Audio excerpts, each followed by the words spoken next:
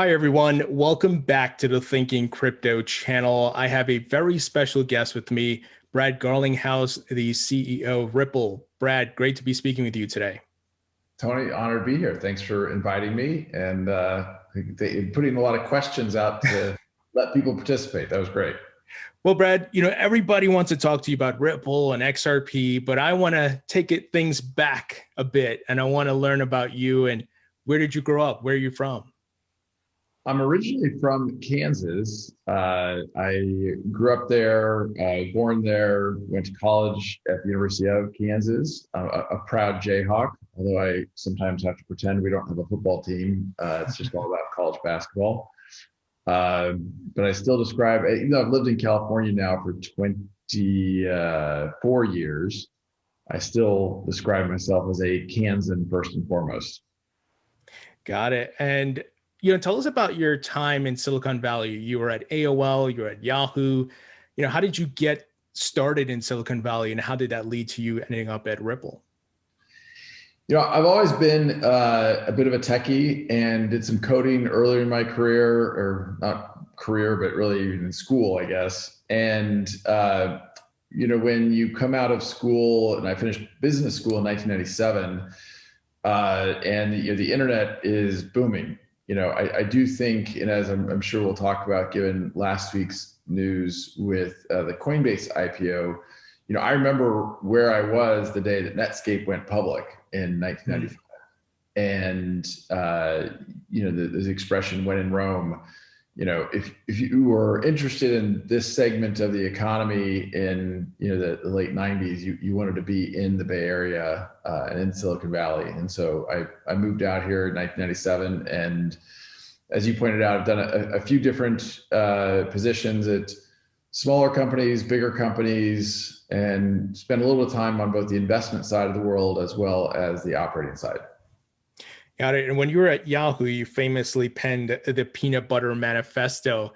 Can you tell us a bit about that and where you see Yahoo today, given since you penned that letter? Look, I'll start by saying I have such a fond set of memories from my experience working at Yahoo. The people, the culture, in many ways, was just a really fabulous time. I do think, like many companies, you spread yourself thin. You get excited about new opportunities, and at that time, Yahoo, I think, was a little bit confused about what it was trying to be. And, was it trying to be a search engine? Was it trying to be a content platform with, Yahoo News, Yahoo Sports, Yahoo Finance, and even fantasy sports stuff? And then, of course, Yahoo had a robust set of kind of application products like Yahoo Mail. At the time, Yahoo Mail was much bigger than Gmail, and actually continued to grow after Gmail launched quite substantially. But it's sad for me to see kind of what has got Yahoo now, as many people know, has been absorbed within the Verizon media empire. And, I think relative to where it was back in the early 2000s, it's not quite the same, but I'm still a loyal user of some of the Yahoo products. Wow. I heard some news recently of Yahoo Answers. I think they're sunsetting it, which kind of made me sad. It's such a huge part of the internet legacy.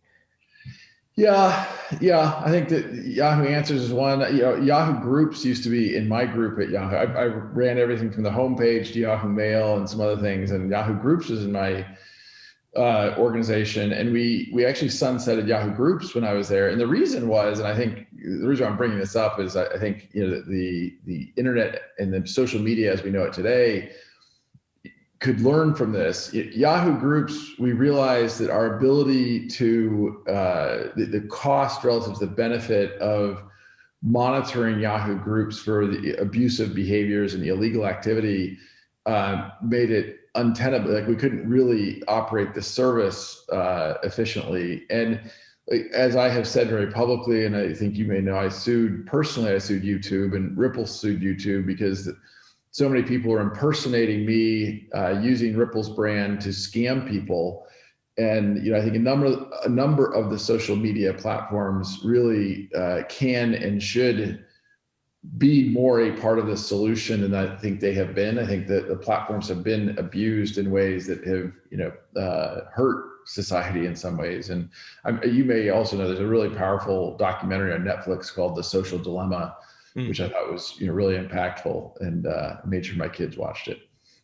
Yeah, it's certainly a problem because I get impersonators on my channel, and it's on Twitter, it's on Facebook. It's hard to keep up with. It's kind of ridiculous at this point. Hopefully your lawsuit is going to force some changes, but we'll see what happens. I think it brings attention to it. I don't think it's going to, force changes, but I think what I find most frustrating, which sounds like you've experienced also, is you identify someone representing, pretending to be you and trying to scam people, and you report it, and it takes days and sometimes even weeks for it to come down. I actually had one time that was kind of funny. I did tweet about this. It was quite some time ago, but I reported a fake account on Instagram with someone impersonating me, and Instagram wrote back saying, "Hey, we've looked into this. Thank you for reporting it. We take it seriously, and we've concluded that this is not an impersonation." And she's like, "Wait, that's a picture of me." You got to be kidding right now. Well, certainly the industry that we're in, blockchain, could certainly solve that, right? If the profiles were created and tagged to the blockchain and that verification is there.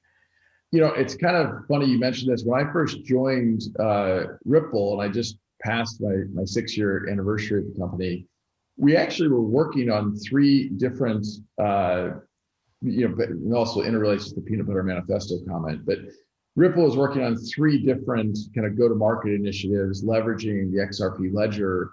One of them was a global ID project, the idea of using a blockchain for identity management.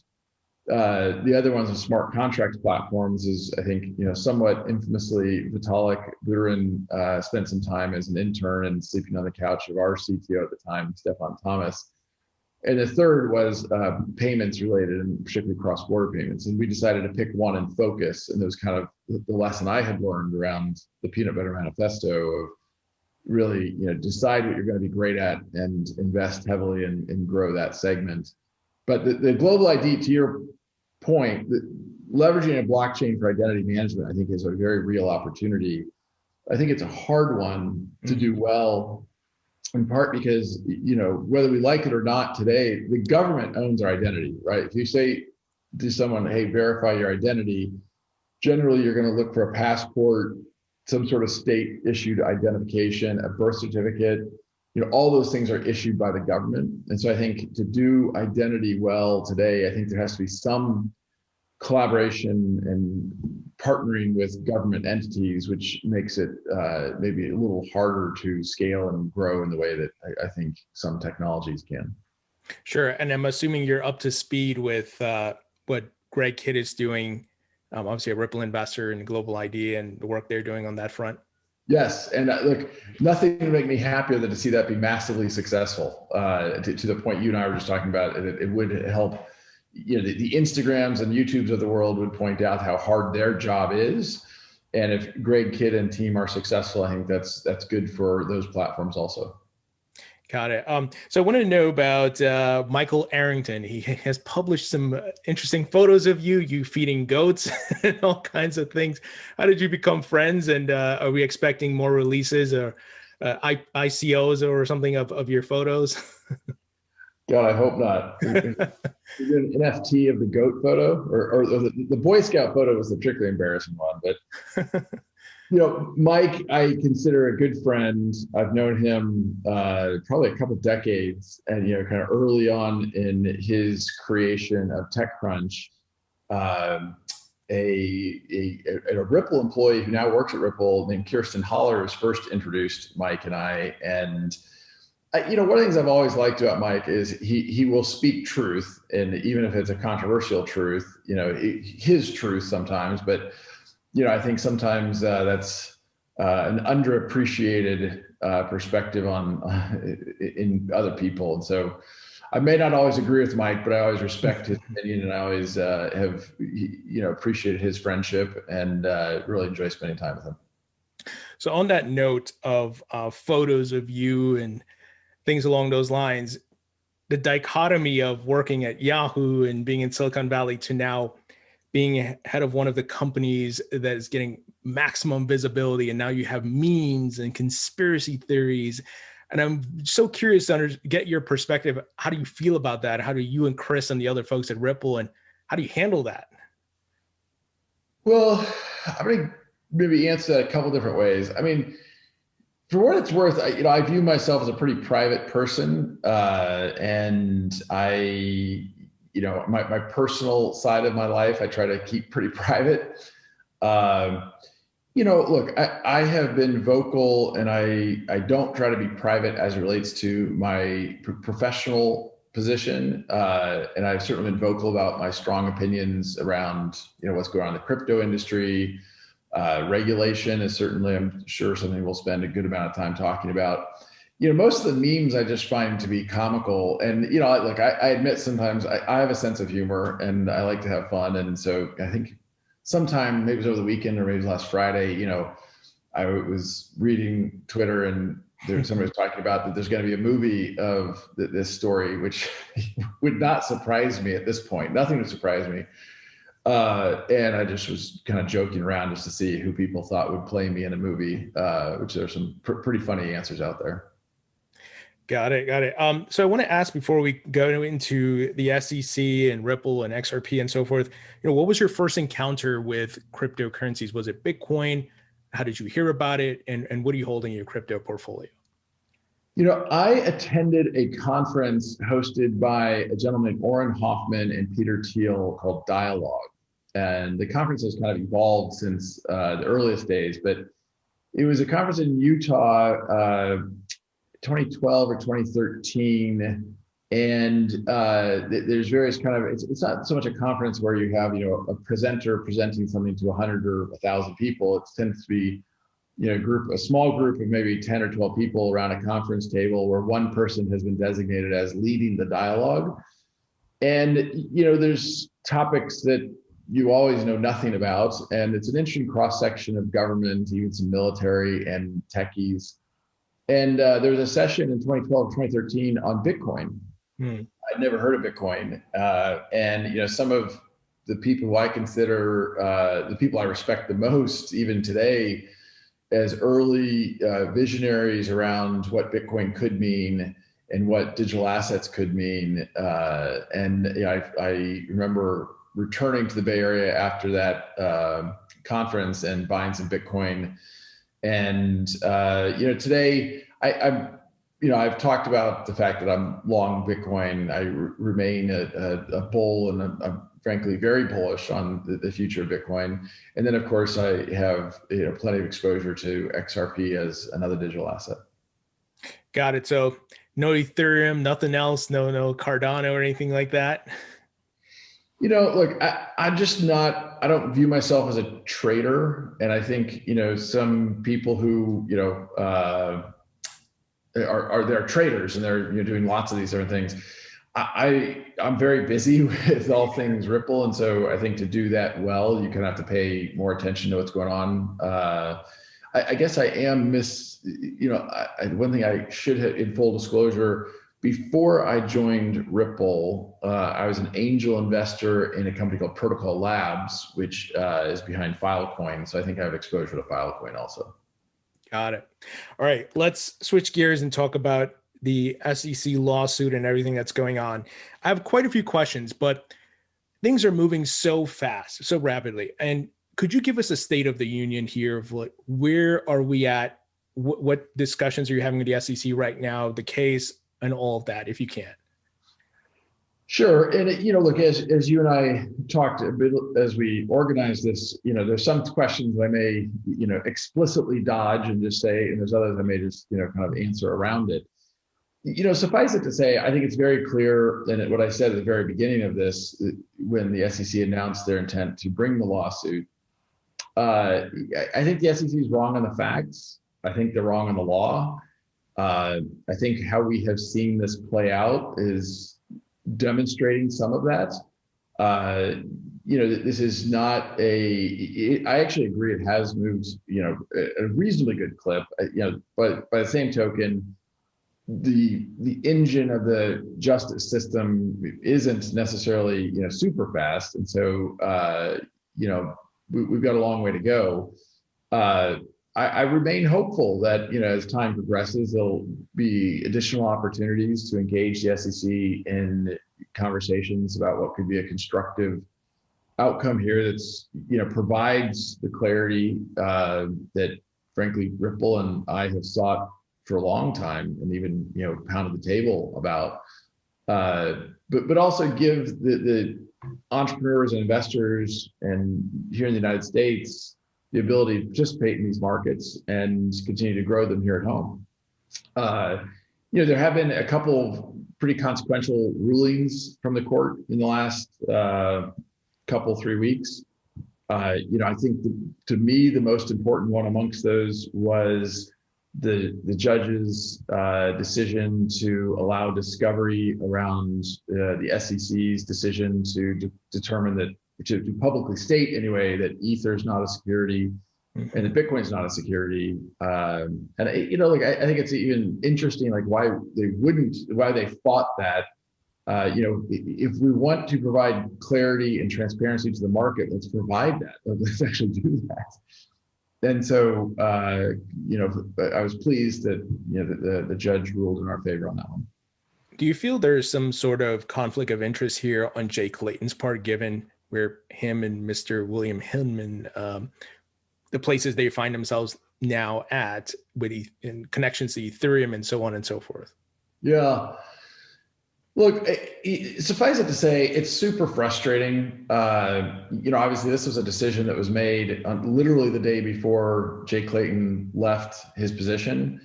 I think it's very clear Jay Clayton was not a friend to the crypto industry, and I think this was I think his legacy will show that. And doing this the day before he left, I don't know. I'm not really that much of a conspiracy theorist. Certainly, the optics on some of the decisions that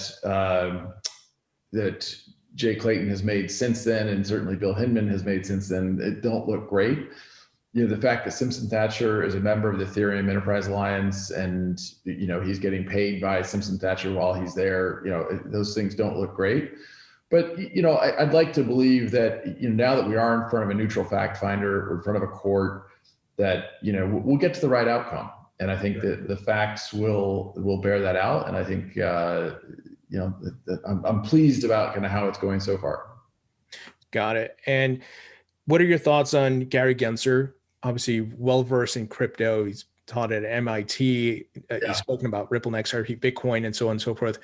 What are your thoughts about him coming in, and have you already started talks with him? Look, I think relative to, as we were just talking about with Jay Clayton as chairman, Gary Gensler comes in as truly, very knowledgeable. I mean, literally, he taught the class. That's somewhat tongue in cheek, but somewhat seriously. And so, the fact that he was teaching at MIT about cryptocurrencies, and as you have seen, you gave lectures about things like XRP, I think is incredibly valuable to the whole industry.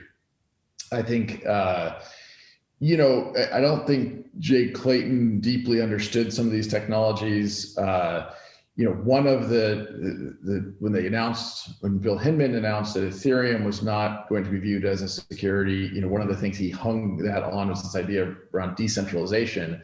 And I think they very quickly realized, well, the XRP ledger is, equally, if not more so, decentralized. And so that became, well, let's not talk about that anymore. Let's talk about other things. And I think, frankly, back to the discovery, I think, some of those things I expect we will see as we get more and more discovery from the SEC. Got it. And what do you think about John Deaton's, the attorney John Deaton, lawsuit on behalf of XRP holders? That came as a surprise to me, and I think everyone at Team Ripple. And it's fascinating to watch it because, when the SEC decided to bring this lawsuit, despite having been warned by a previous SEC commissioner, there's a massive destruction of value, right? About $15 billion of value went out of the XRP market. And obviously, many exchanges here in the United States halted trading of XRP. So I want to ask you about, in your mind, what's your ideal scenario outcome here? Given that we have this lawsuit, we have a neutral party of the judge in place, Gary Gensler coming in, what would be your ideal outcome? Well, I mean, my ideal outcome or my pragmatic outcome? I mean, look, and I've seen actually people on Twitter talk about this. I want closure. I want clarity. For people who have followed this before the lawsuit, I've been saying for at least a couple of years that we have lacked clarity in the United States. In contrast, you've got major economies around the world, like the UK, like Japan, like Switzerland, like Singapore. I mean, these are not, really small economies. These are big economies with robust government infrastructure that have provided the clarity, that have allowed entrepreneurs, that have allowed those that would choose to speculate in digital assets to do so with that clarity and certainty. And here in the United States, we haven't had that. And so, someone had said, well, maybe I'm quoting a Twitter tweet roughly, someone had said, well, if they walk away from the case, we won't have the certainty we've been looking for. Maybe we want to keep the case, we want to get to the closure. And I kind of agree with that. If we've been asking for that for 2 or 3 years, we're now, for better or for worse, we're on a path to get it. And it's unfortunate it has to come from the courts. For better or for worse, the SEC has not gone through the rulemaking processes that would provide the certainty even for Bitcoin or Ether. And one of the reasons why I said when the SEC first filed this lawsuit that this was an attack on crypto is because if you're going to say that about XRP, where is that dark line where this is and that isn't? And I think as more and more people are finding, that it's a slippery slope. Even last week, I think Barry Silbert came out and said it would be, I'm paraphrasing here, but roughly speaking, he said that it would be dangerous for U.S. exchanges to unhalt or relist XRP. And at the same time, he was removing XRP from one of his funds, but adding Chainlink, I think. Well, the clarity doesn't exist for Chainlink. Clarity, it's one of these like, well, wait a minute, did you really think through all of that? And it's one of the reasons why we have tried to, really educate the crypto market at large that this isn't good for the whole crypto industry. Right. And, really, it's, I think, how do we all work together and help create legislation, help create that clarity and that certainty? So my ideal outcome, clarity and certainty are first amongst them. How do we get there? Well, as quickly as possible, I want to get there with the SEC so that Ripple can operate effectively, so that lots of other companies that are operating in the XRP ecosystem can operate with that clarity and certainty. But at this point, given they did decide to file the lawsuit, I think we need to either reach a clear settlement that provides that clarity and certainty, or let the judge make that decision. Sure. And do you see another avenue? Let's say the SEC can't get their act together for whatever reason, that Congress has to step in here with a token taxonomy act or change the law, or President Biden, whatever, just something happens on that front. Do you see that as a possibility as well? Oh, for sure. For zero doubt about that. I mean, when there aren't clear laws, it's Congress's job to provide clearer laws. And, to the extent I have anything nice to say about the SEC today, there is a rulemaking process through which they could go about. They chose not to do that and use enforcement as a way to try to create clarity, which I think is extremely inefficient and really bad for, in this case, Ripple, and really the entire XRP community. But there was something called the Digital Commodity Exchange Act introduced in the last session of Congress, and in the, I think, Agricultural Committee. And I hope that either that or something very similar, and I'm not sure anything's been introduced yet, but I expect there will be new efforts to solve this through legislation. And I think that could be even a more efficient path than what we're dealing with through the court system, because the court system will make a determination, assuming it gets all the way there, about XRP, and did Ripple engage, or did I personally or Chris Larson personally engage in selling unregistered securities? But that won't solve the problem for everyone else. It'll provide a precedent. But really, I think, if we could get clarity through legislation, that could be very powerful for the whole industry. And but one more thing, and I know I'm rambling a bit, just bear with me one sec. Having been a student of the internet back in the late 90s, one of the reasons why the United States was such a early investor and leader in the internet technologies and companies around it is because there was that clarity. There was certainty. Sure. And when you have those things, investors and entrepreneurs come into those markets. And instead, what we have here in the United States, we don't have those things. And so you see a lot of that happening outside of the United States, which I think is unfortunate, for here in the United States. You mentioned the UK having a very clear tax, I think they called it the Token Taxonomy Act or something like that, that really differentiate different assets by use case. Which I think is, did provide leadership in the UK. And I think Singapore has provided a lot of leadership, in Japan as another example. So on that note, with the lawsuit and all, you remember you tweeting something about getting some more gray hairs and things like that, obviously a stressful situation. Has Ripple lost any customers? Has this put a roadblock in gaining new customers? Can you tell us about that? Well, look, I actually, there's a little bit, mostly good news here. I think we publicly have shared that we've signed over 20 new customers since the SEC brought their lawsuit. We processed about 3 million transactions last year on RippleNet, which was, up 5x year on year. We expect continued very strong growth this year. And so in a lot of ways, I feel really good about that. About well over 90% of our customers going into this lawsuit were non-US customers. And, of the 20 plus that we've signed, none of them have been US customers, not surprisingly. So look, Ripple has always been a very global company. As we talked about earlier, XRP trading has always been very, very global with, XRP liquidity on about 200 exchanges around the world.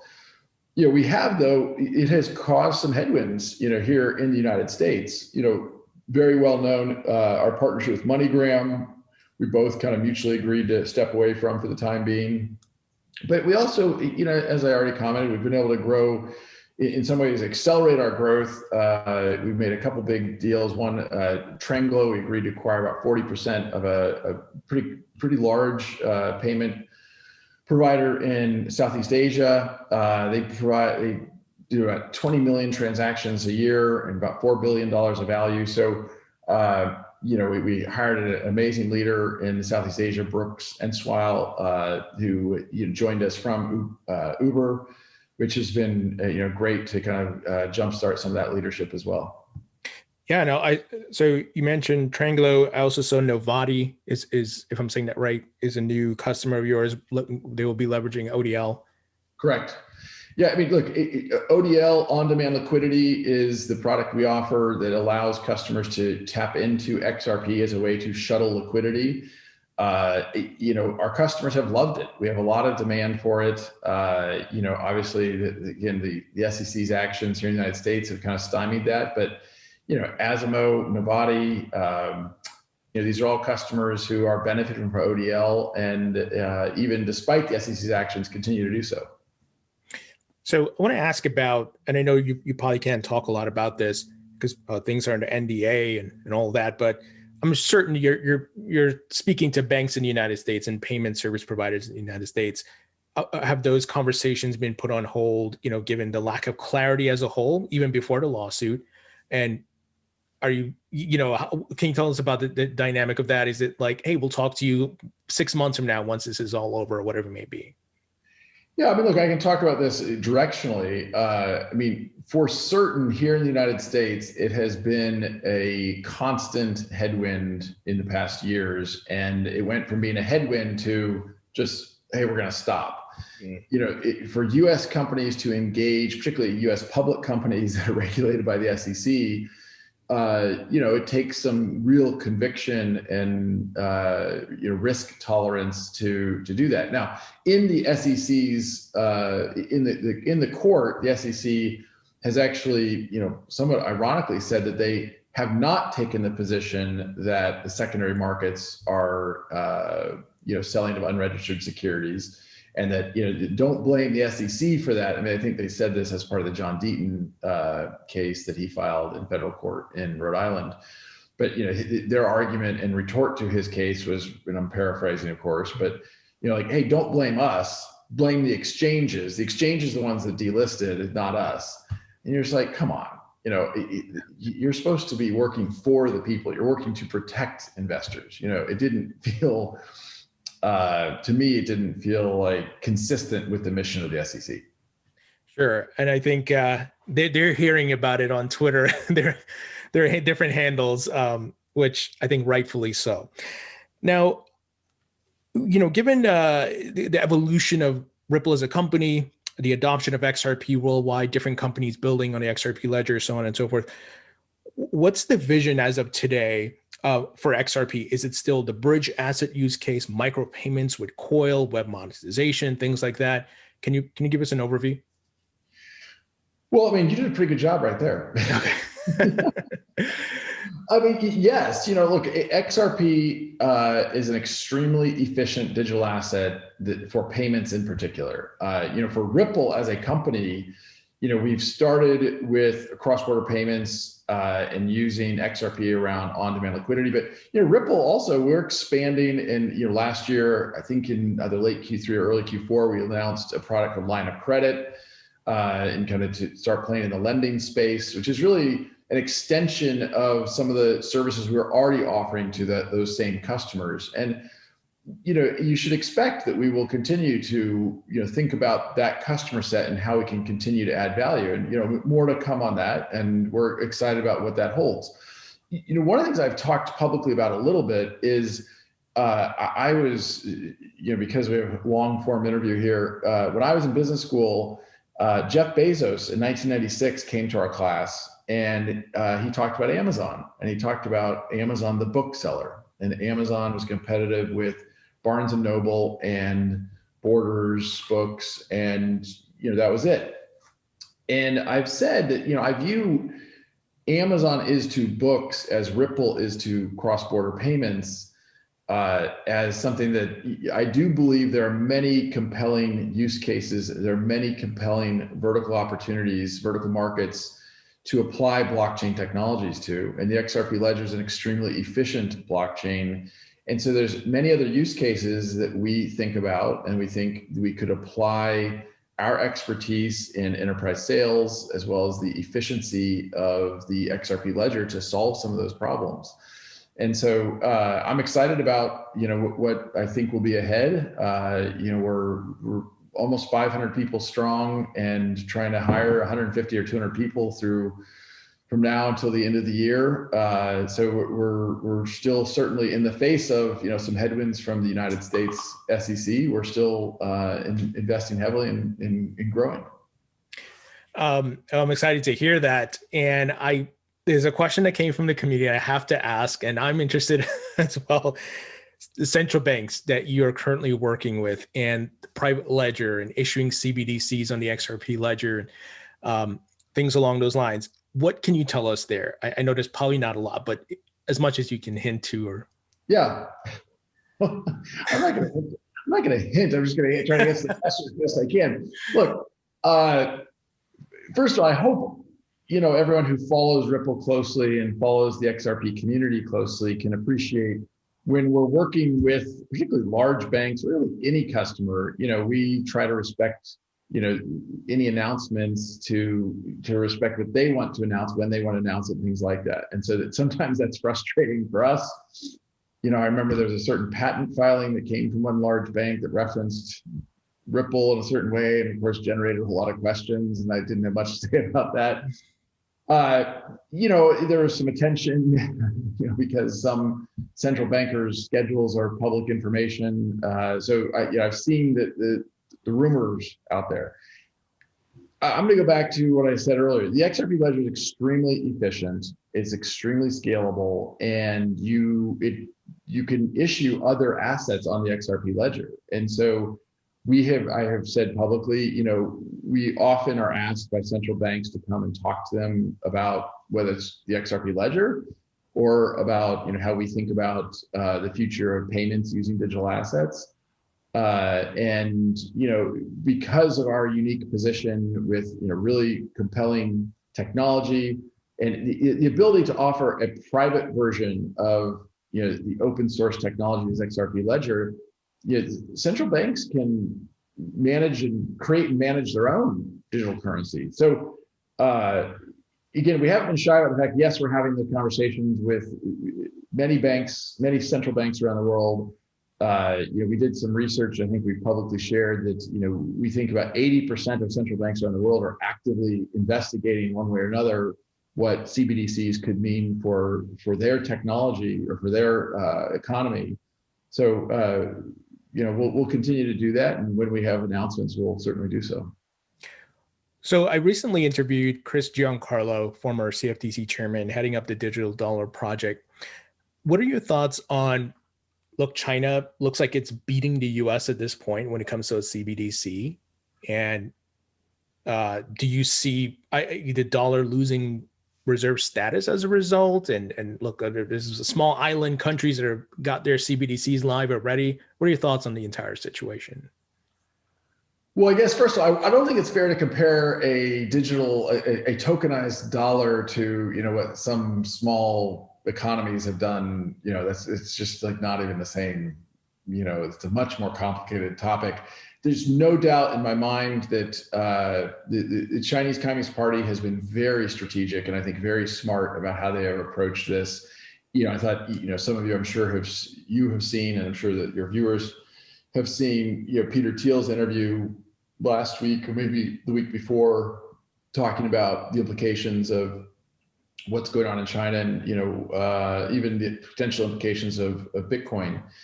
Look, I try to look at how do I solve a customer's problem and how do I create value for that customer. I do think about big picture where this could go and where it could end up, but I think sometimes people spend so much time talking about the vision and not enough time talking about, okay, what do we need to do tomorrow? How do we actually catalyze these things? And look, one of the reasons I think Ripple has been successful is because we try to balance the big picture. We have a vision around enabling an internet of value and around enabling XRP as that bridge asset that can be universal. But in order to get there, you got to have a really clear, blocking and tackling kind of bit by bit. And so I think the US has, from a macro point of view, fallen behind in this industry. I'm not saying that about, should the US do a central bank issue digital asset. I'm more just saying when there's not regulatory clarity, dollars and entrepreneurs go elsewhere. And you have seen, China provide leadership here. What's the long-term implication for the dollar as a reserve currency? I think it's much too early to opine on that. So there's been mentions and talks like the Fed payments now, I think, has endorsed Ripple and the technology and the work you guys have been doing. Has there been ongoing conversations with them? Are you supporting them in any way with coming up with a CBDC or whatever it may be? We're talking to lots of governments around the world. Okay. Now, if I start commenting on specific governments we're talking about, then it's like it's a game that's like, look, I'm not going to provide transparency and clarity to kind of all of those pieces, and suffice it to say, again, I'll go back to just the XRP ledger is extremely efficient. It's efficient from a cost per transaction, a speed of transaction. And look, in one of the things we haven't talked about today, the energy footprint of these technologies, it matters. It really, really matters. I feel I'm always been someone who has cared about, how do we do well by the environment? And, the reality is that some proof of work as a mechanism for validating transactions requires a lot of energy. I've given props to the Ethereum community for their migration. And, we announced last week the Crypto Climate Accord, of which many participants, including Joe Lubin from the Ethereum community, are very actively supporting, which I think is phenomenal. So, and you often get criticized because of this. I think you mentioned before, you hold Bitcoin, you're bullish on Bitcoin, but the idea of proof of work is what is the issue, right? It's not that, okay, you're inherently angry at Bitcoin or you don't like Bitcoin, but rather the process of validating transactions and payments, it's not scalable, obviously lots of energy. So that's, what you're trying to emphasize, and that there's a better technology out there, for example, like the XRP ledger. Yeah, I mean, look, I hope it's not so much the last part of what you said is a little bit different than what I'd say. But one of the things I believe in life is that the first step to solving a problem is admitting you have one. And if you don't admit something's a problem, then you don't focus on solving it. And I think, when I get criticized for a lot of things, some of them, I don't even know what to say about some of them, but this is one where it's like, look, I'm very bullish on Bitcoin. I'm very, very bullish on Bitcoin, period. That doesn't mean I can't also think that the mechanism for proof of work and the fact that 60 to 7% of mining happens in China on almost entirely coal-powered energy. Look, I think we just all should care. Could the Bitcoin blockchain use other mechanisms for validation? Yes, could.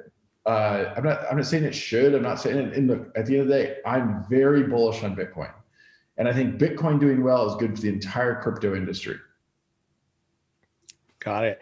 Now, there's a question that came from the community about the XRP escrow. This is often a hot topic of discussion. And, after doing a lot of research and understanding the escrow and the setup that you have there, what's the plan for the escrow moving forward? And there's a question that comes up, could you burn some of it? Is that a possibility? Distribute it to other authorities, whoever, I don't know. What's the plan there and the vision for that? Well, look, first of all, I think there's two answers to this. One, there's some misinformation out there, right? I mean, some people like to position the escrow as somehow Ripple dumping XRP in the community. It makes no sense for Ripple or any of the people around Ripple to dump XRP, right? That's not in the best interest of the XRP ecosystem, of which Ripple is a very important piece, as am I. Look, I think the way the escrow was set up, it was done with the intent of, let's provide maximum transparency. Mm-hmm. Let's make sure that people totally understand what's happening here. And, I've used it as kind of a call to action for others in the crypto industry to be equally transparent. And, in some ways, I think that transparency has come back to bite us a little bit, ironically and frustratingly. But look, I'm always open and interested in new ideas that are good for the XRP ecosystem. I don't rule anything out. And I think to the extent that there's things that make sense for the XRP ecosystem, then certainly Ripple would look at that. Where do you see Ripple in 3 to 5 years? Well, I mean, I'll probably borrow from a couple things I've already said. At the most macro sense, Ripple has had a vision that Chris Larson articulated, and I remember interviewing with him when I joined the company. And from that first meeting, he talked about this idea of an internet of value, to truly let value move the way information moves today. And I think we all have been kind of desensitized to how much friction there is in payments in all aspects of our lives. And if you really can reduce that friction to zero or close to zero, I think you can unlock a lot of compelling opportunities. That vision around Ripple has not changed. And I think certainly we think about, how do we go from moving billions of dollars through RippleNet and billions of dollars through our on-demand liquidity product to, add zeros behind that. And over the next 3 to 5 years, we hope we can grow into those.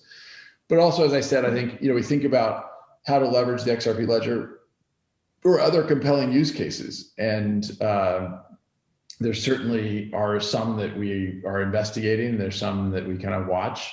There's some that we've invested in. I think we very publicly shared that I think if we aren't the largest independent investor in crypto. We're close to it, and we invested a lot of other crypto projects. Some of them don't involve XRP because I genuinely believe like all boats can rise. Sure. So I have to ask this question because we had the Coinbase IPO this past week, and I want to get your thoughts on that. And when Ripple IPO? Look, I said 14 or 15 months ago at Davos, the World Economic Forum, I said, look, I didn't think Ripple would be the first crypto IPO. And I also said, I certainly think it would be the last. I do think the Coinbase IPO is kind of a Netscape moment for the crypto industry. And I think we're going to continue to see an immense amount of value created over the next, I'll say 10 years in the crypto industry. And I think Coinbase was kind of a harbinger of things to come. Now, the tricky part for the Ripple part of that question is, the United States, if we were to go public here in the United States through an IPO process, the United States Securities and Exchange Commission has to approve that. As you may have noticed, we're in a little bit of disagreement right now with the Securities and Exchange Commission. So I think we need to resolve one before we spend too much time on the other. Got it. I'll leave it at that. There's another question, but I don't think you probably be able to answer it. All right, I want to switch gears a bit and talk about the market as a whole. Obviously, we're in a bull market. We had a run up with a huge correction over the weekend, but it seems to be recovering a bit. What are your thoughts on how the market has grown and since you entered in and started working at Ripple, and Bitcoin? I think getting a lot of adoption. People putting on their balance sheets, accepting as payment. Tesla, we just heard Time Magazine doing the same thing. What are your thoughts on that? Well, so look, if I zoom out as far as possible, to when I first got exposed to Bitcoin at the Dialogue conference years and years ago, like, wow, we're somewhere, I don't know where we are today, but we were at $2.2 trillion within the last handful of days. And I think the breadth of activity from the developer community is just astoundingly positive, and I think bodes extremely positively for what's ahead. I also think, and as many people predicted, and part of the vision for some of these technologies, you have M2 money supply here in the United States grew about 25% year on year. I expect, given the stimulus we're seeing happen right now, we should expect it to grow about another 20 or 25% next year. When you take an asset and you make a whole lot more of it, and you devalue, what was already there, and that's called inflation. And so I think there's going to continue to be some macro trends which are very positive for the crypto industry at large. And I've given up trying to predict, the short-term gyrations that happen. Sometimes things happen where you think the price of a particular crypto asset might go up and it goes down, and so predicting the short-term dynamics is really hard. But again, I take a big picture look, and I think the crypto market has a long way to go to reach maturity, and I think that bodes well for the future. And there's so many things that are happening, NFTs, and obviously multiple digital asset projects popping up here and there, different cryptocurrencies. Central governments are putting together their CBDCs. So it seems like we're moving to that token economy, a full digitization of everything, artwork, money. And I want to get your thoughts on that because you're on the building side. And do you see anything new on the horizon that you guys are paying attention to? Like, I think this might be the next thing that might be big in the crypto industry and blockchain industry. I mean, I'm going to dodge that question. I'm just going to tell you right now, I'm dodging that one. Okay. It's not because I'm not trying to answer it. It's like, I'm not going to, share, here's what Ripple thinks are the next kind of big misunderstood or not fully seen opportunities. Look, I think NFTs are here to stay. I think, as you said, the tokenization of many, many assets, I think, is underway. And I think that's exciting. I think it does go back to something we talked about earlier around the energy consumption of proof of work. if you have, I think the opportunity in NFTs is really around the longer tail where, it is going to matter if you have $50 of gas fees associated with an NFT transaction, like that's going to limit the market. It doesn't matter when you're buying, $100,000 piece of artwork, but it does matter when, it might be, you're trying to trade $100 baseball card. So, I think, I didn't see the explosion around NFTs coming, if you will. It certainly has exceeded what I would have guessed, but I'm a big believer. To your point, you've commented a couple times around, more and more people accepting different crypto assets as payment. Look, I think there is a interesting irony that Tesla has been such a leader. Well, they have been the leader around, awareness of carbon emissions from obviously cars. Yet by the same token,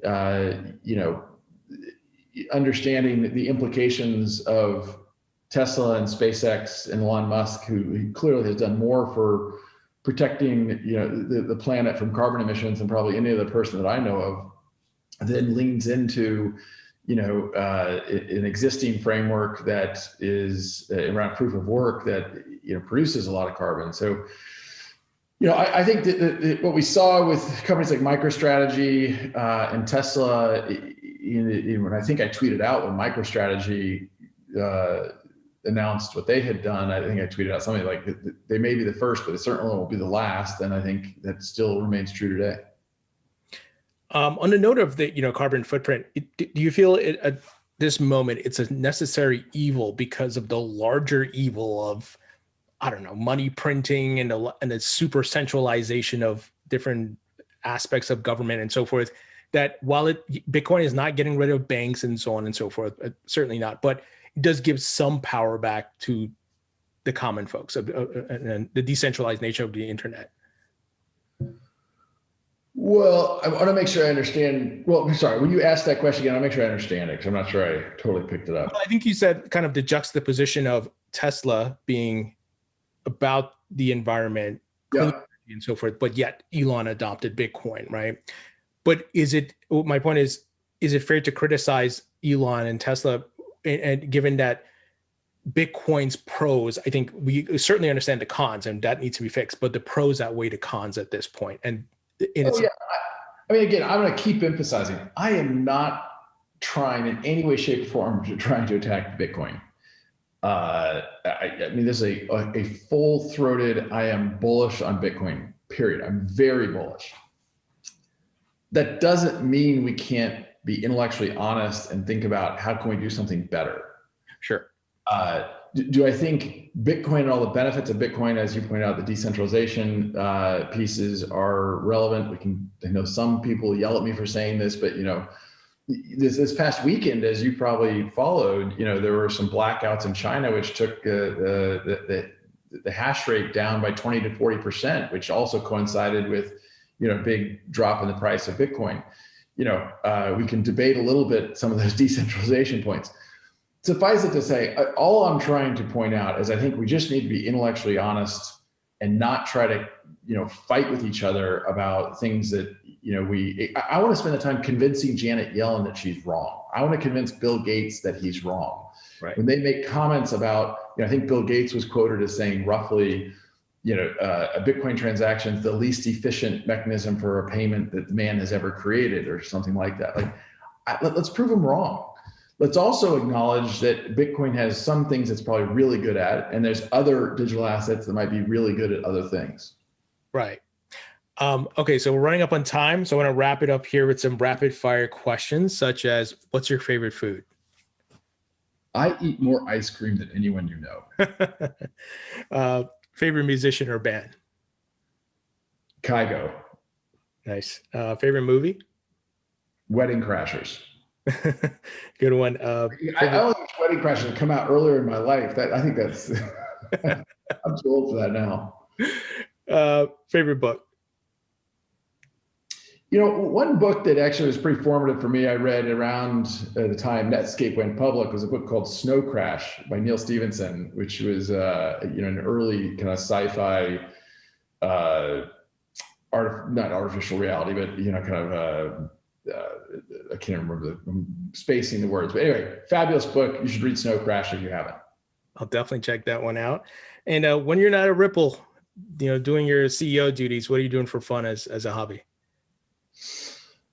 That's a tough one. I have kids. I've got a job. I don't have a lot of time. I guess I'll say just because it's right after ski season, I was able to hit the slopes a couple times this season and really enjoyed some skiing time. Awesome. Well, Brad, pleasure chatting with you, and thank you so much for taking the time to speak with us today. Absolutely, I enjoyed it. Thanks a lot for all you're doing and the leadership you're providing this information out there.